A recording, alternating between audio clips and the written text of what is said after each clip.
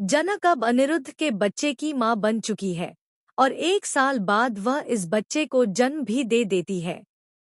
लेकिन इस बारे में अनिरुद्ध को कोई खबर नहीं होती।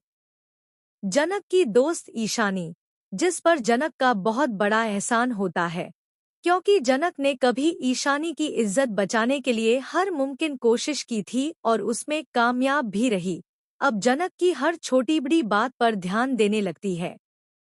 जनक ने ईशानी को अपनी जिंदगी का सबसे बड़ा राज बता दिया होता है कि उसके पेट में जो बच्चा था वह अनिरुद्ध का ही था।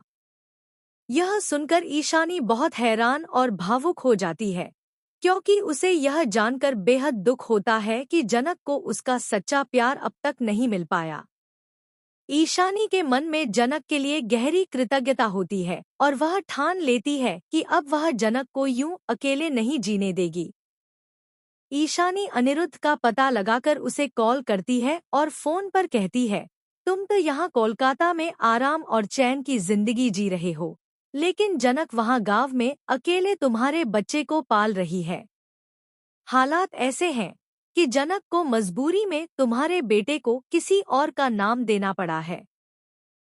यह सुनते ही अनिरुद्ध के होश उड़ जाते हैं।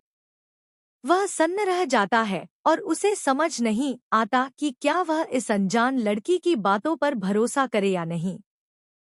लेकिन दिल की आवाज और मन में उठते सवाल उसे चैन से बैठने नहीं देते।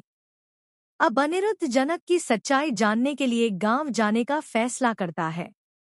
आगे कहानी में क्या होगा, यह देखना बेहद दिलचस्प होगा।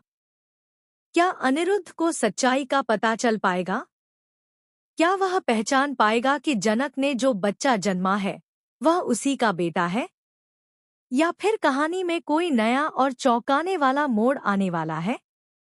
इस भावनात्मक और रहस्यमय सफर को जानने के लिए जुड़े रहिए, क्योंकि अब जनक और अनिरुद्ध की अधूरी कहानी फिर से करवट लेने वाली है।